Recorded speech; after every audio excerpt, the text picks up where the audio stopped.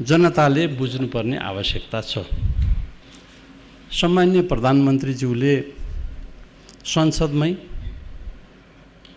हामीले जलस्रोतको धनी देश, विद्युतलाई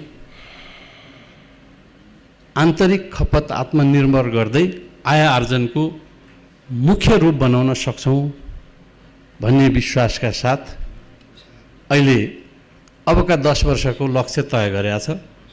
अबका 10 वर्षमा हामीहरूले 28,500 मेगावाट पुर्याउने, 13,500 मेगावाट आन्तरिक खपत हुने र 15,000 मेगावाट भारत बङ्गलादेश लगायतका देशहरूमा बिक्री गर्ने जुन सम्झौता पनि भारतसँग गरिसकेका छ। बङ्गलादेशमा 40 मेगावाटको निर्यातै गरिसक्यौँ। त्यहाँको आवश्यकता अझै छ। त्यस आवश्यकतालाई मध्यनजर राखेर क्याबिनेटले निर्णय गरेर यसलाई कार्यान्वयनमा लाँदै गर्दा सम्माननीय प्रधानमन्त्रीज्यूले संसदमा व्यक्त गर्नुभएको अभिव्यक्ति प्राधिकरण हो यसको मुख्य काम गर्ने हाम्रो इन्स्ट्रुमेन्ट र प्राधिकरणले सही ढङ्गले काम गर्न सकेका छैन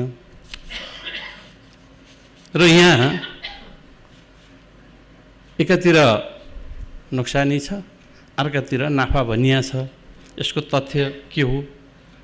डेडिकेटेड लाइनका कुराहरू थिए, ट्रङ्क लाइनका कुरा थिए, महसुल उठाउन सकिया छैन भन्ने प्रसङ्गमा कुरा राखिसकिसकेपछि हामीहरूले अलिकति मसिनै गरेर अध्ययन गर्ने काम भयो। म संक्षिप्तमा निवेदन गर्न चाहन्छु। मैले समयको पाबन्दी पनि बुझेँ।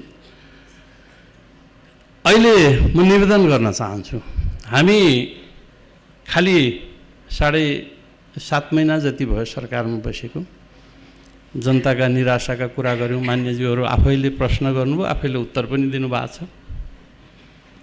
7.5 महिना यता बस्दा फरक हुने, 7.5 महिना उता बस्दाखेरि फरक हुने भन्ने रहन्न। चमत्कार त गर्न सकिँदैन 7.5 महिना, तर यथार्थ के हो भन्ने कुरा चाहिँ भन्न सकिन्छ।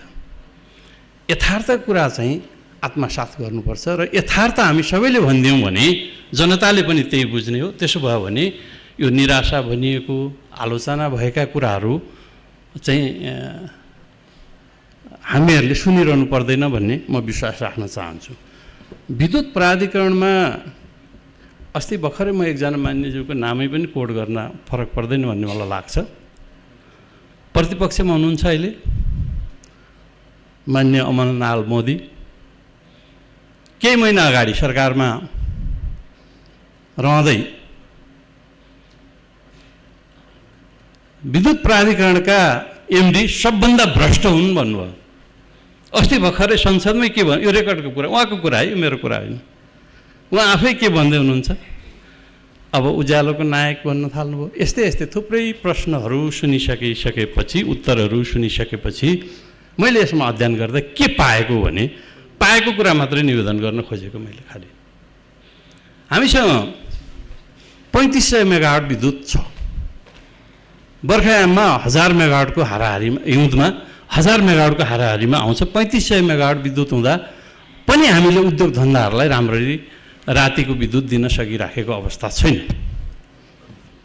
त 3500 मेगावाटमा विद्युत प्राधिकरणले जो सरकारको 100% लगानी छ त्यसले 700 मेगावाट मात्रै उत्पादन गरेका छ।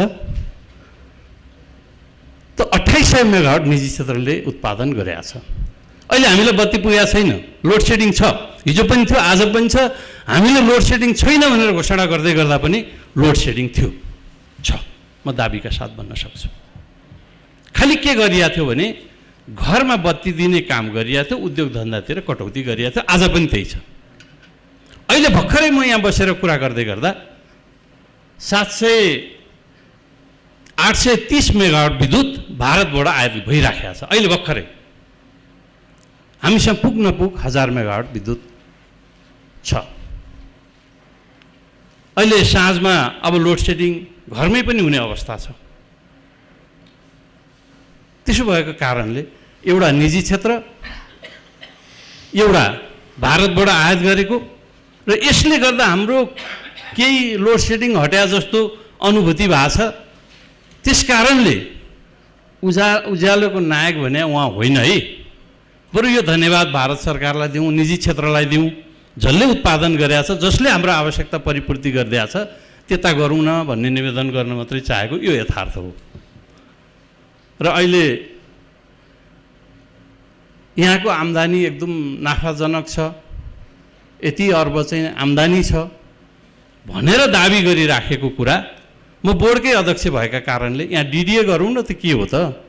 प्रश्न त बाजियो नि त। बाहिर मान्छेको बुझाइ एक छ, विद्वानहरूको एक छ, महालेखा भन्छ 2.5 खर्ब घाटा छ। प्रतिवेदन भने मैले भने होइन, यो फेरि महालेखाको, हजुरहरू सबैले हेर्न सक्नुहुन्छ। अनि यता प्राधिकरण नाफा छ भनिन्छ। त्यो यो होइन है, सत्यता छैन है यसमा। अझ डिडिए गरेर प्रश्न भनौँ न जनतालाई भन्ने कोसिस मात्रै गरेँ मैले। त्यसो भएका कारणले अहिले पनि, आजै पनि, हिजो पनि एउटा समाचार सम्प्रेषण भएको छ, हजुरहरूले हेर्नुभयो होला। एउटा कम्पनीले काम गरेको चमेलियामा 85 करोड रुपियाँ प्राप्त गर्नुपर्ने थियो, न्यायाधिकरणले यो पैसा तिर भनेर छिनोफानो गरिदियो। नतिरेका कारणले 1.59 करोड रुपियाँ पुग्यो, ब्याज पेनाल्टी के लाग्यो। सम्मानित अदालतले, मुद्दा गएपछि सम्मानित अदालतले निर्णय गर्यो, प्राधिकरणको सबै खाताहरू रोका गरेको रहेछ। अस्तिको दिन मात्र म बोर्डको बैठक बोलाएँ, त्यो कुरा भन्दै भनिँदैन, थाहै छैन। मन्त्रालय बेखबर छ, मन्त्रालयमा कुनै कागजातै छैनन्। त्यो कुरा यो सरकारको 100% स्वामित्व भएको कम्पनीको प्राधिकरणको सबै कागजातहरू मन्त्रालयमा हुनुपर्छ, यो कागजात दिनुपर्छ भनेर लिखित पठाइयो। त्यही मागे मात्रै हो, कसैका प्रति मलाई केही भन्नु छैन। तर दायित्वमा छु, पार्टीले सरकारमा पठाएछ, जनताले मान्य बनाएर पठाएछ। मेरो दायित्व भन्छ नि त यथार्थ कुरा बाहिर ल्याइदिने। यसमा सुधार गर्न सकिन्छ, यो मुख्य आधार हो, मैले पेश गरिराखेको छ। तर यथार्थ कुरा भन्दै पनि यथार्थ कुरा हो कि होइन भन्ने कुरातिर खोजी छानबिन गर्न नचाहेर आरोप प्रत्यारोपमा मान्यज्यूहरू नै लाग्दाखेरि जनताले चाहिँ बाँकी के बुझ्ने होला भन्ने चिन्ता मात्रै लागेको। यसका कुरा त गर्दै गरौँला। मैले खालि